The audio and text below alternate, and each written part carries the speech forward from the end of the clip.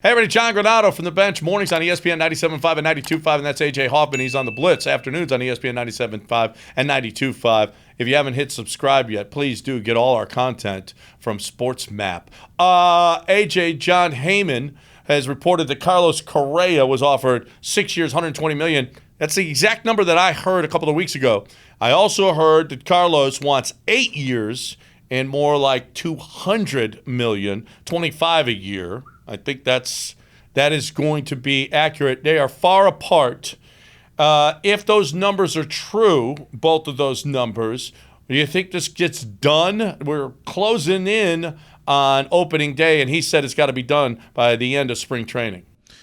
It sounds like no, it's not going to get done before the season starts. If they're that far apart, we're talking about $80 million over the course of the contract.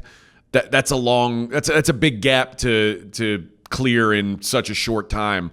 When I heard the offer to Carlos yesterday, my immediate thought was the Astros aren't serious about this, because I knew that's what Carlos would be saying, that you're not even close.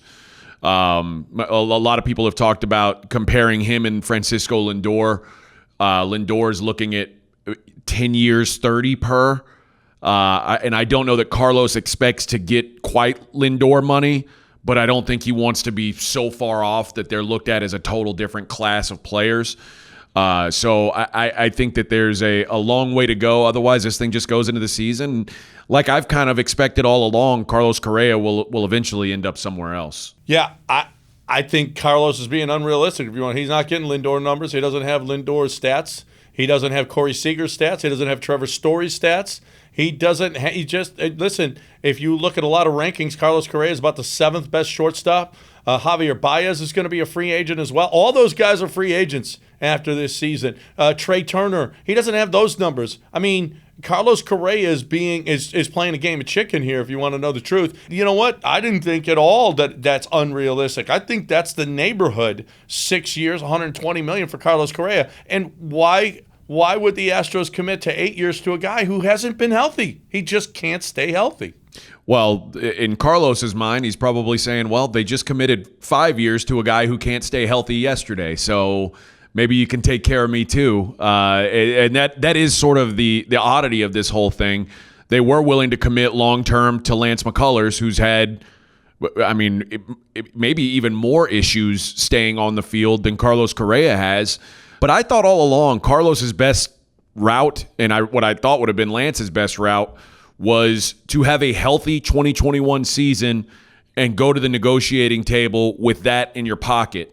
But I think both of them had some concerns, and I think Carlos still has some concerns that maybe he can't stay healthy for a full season. And if he goes to the table after a season where he misses 60 games, his bargaining power goes way down. Yeah.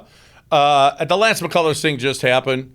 Carlos's deal was offered, I think almost 2 weeks ago now. So I don't know that played a role. But I agree. Lance McCullers' deal surprised me. But when you look at the guys that are making $17 million, McCullers is in that neighborhood, and he's younger than all those guys that are making $17 million. And if you want to know the truth, I probably would want to have Lance McCullers instead of most of those guys that are making 17 in that neighborhood. But how about this, that the Astros, their run last year in the postseason really has set the tone for signings like McCullers and Odorizzi. And, because this window is still open. It might not have been if they didn't extend the playoffs.